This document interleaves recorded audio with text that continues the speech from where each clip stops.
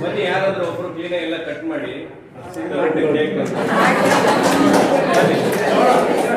ಬೇರೆ ಬೇರೆ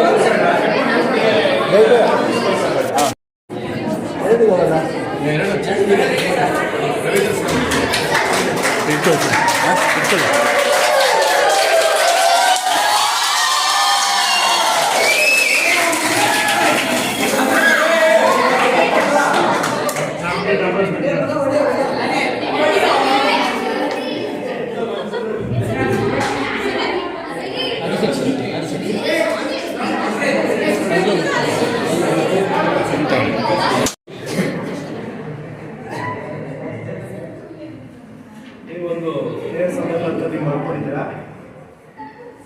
ಈ ಕಾಲೇಜ್ ಲೈಫಿನ ಮೆಮೊರೀಸೇ ಆಗಿರ್ತದೆ.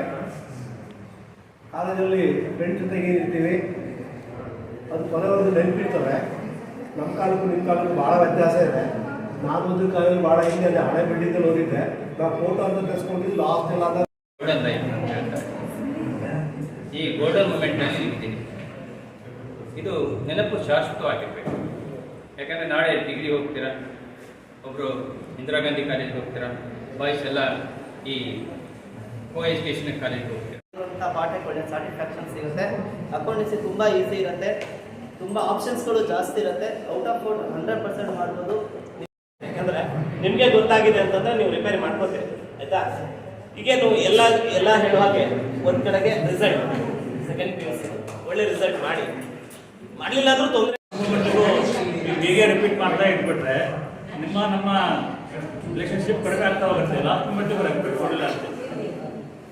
ಸೊ ಈಗ ನಾನು ಹೇಳ್ತಿರೋದೇನು ಅಂತ ಹೇಳಿದ್ರೆ, ನಿಮ್ಮ ಕ್ಲಾಸ್ ಮೇಲೆ ನಮ್ಗೆ ಭಾಳ ಅಭಿಮಾನ ಇದೆ. ನಿಮ್ಮ ಕ್ಲಾಸು 2I 2J 2N ನಮ್ಮ ಕಂಪ್ಯೂಟರ್ ಸೈನ್ಸ್ ಅಂತ ನಮಗೆ ಭಾಳ ಹೆಮ್ಮೆಯಿಂದ ಹೇಳ್ಕೊಡ್ತೀವಿ. ನಮ್ಮ ಕಾಲೇಜಿಗೆ ಅತ್ಯಂತ ಹೆಚ್ಚಿನ ಡಿಸ್ಟಿಂಕ್ಷನ್ಸ್ ಕೊಡೋದು ಕಂಪ್ಯೂಟರ್ ಸೈನ್ಸ್ ಕಾಂಬಿನೇಷನ್ ಹೊಂದಿದ 2I 2J 2N. ಇದು 90% ನಮಗೆ ಡಿಸ್ಟಿಂಕ್ಷನ್ ಕೊಡೋ ಕ್ಲಾಸ್. ಈ ವರ್ಷವೂ ಸಹ ನಾನು ನಿಮಗೆ ಮೊದಲೇ ಹೇಳ್ತಾ ಇದ್ದೆ, ಎಕ್ಸ್ಪೆಕ್ಟೇಷನ್ ಜಾಸ್ತಿ ಇದೆ, ಅದನ್ನು ಉಳಿಸ್ಕೊಳ್ಳಿ. Every year 2J 2I maximum ಕೊಡ್ತಾ ಇದೆ. ಈ ವರ್ಷನೂ ಕೊಟ್ಟರೆ ನಮಗೆ ನೆಕ್ಸ್ಟ್ ಇಯರು ಅದೊಂದು ನಮಗೆ ಏನಾಗುತ್ತೆ, ಮಾದರಿ ಆಗುತ್ತೆ ನೆಕ್ಸ್ಟ್ ಬರೋ ವಿದ್ಯಾರ್ಥಿಗಳಿಗೆ.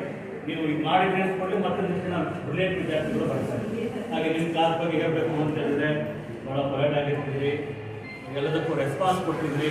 ನಾವೇನು ಹೇಳ್ತಿದ್ವೋ ಅದಕ್ಕೆಲ್ಲ ಬದ್ಧರಾಗಿ ರೆಕಾರ್ಡ್ ಕೊಡಬೇಕು, ಅಥವಾ ವೈವಾ ಕ್ವಶನ್ಸು ಅಥವಾ ಮಾರ್ಕ್ಸ್ ಕಾರ್ಡು ಮತ್ತೊಂದು ಎಲ್ಲದಕ್ಕೂ ಒಳ್ಳೆ ರೆಸ್ಪಾನ್ಸ್ ಕೊಟ್ಟಿದ್ದೀರಿ.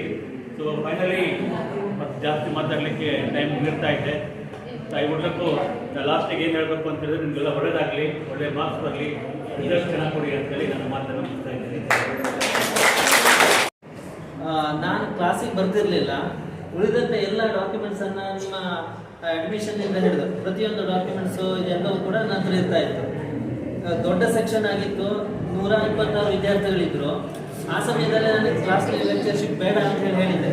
ಪ್ರಾಚಾರ್ಯರು ಸ್ವಲ್ಪ ಕೇಳಿಸ್ಕೊಳ್ಬೇಕು ಅಂತ ನಾನು.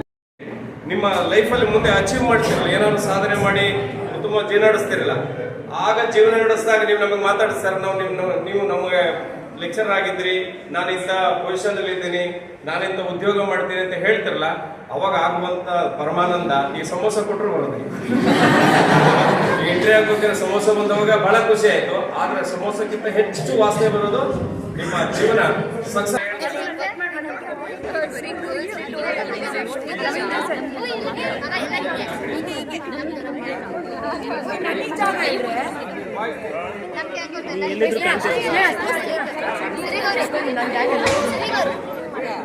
ಮಲ್ಕಂತೀನಿ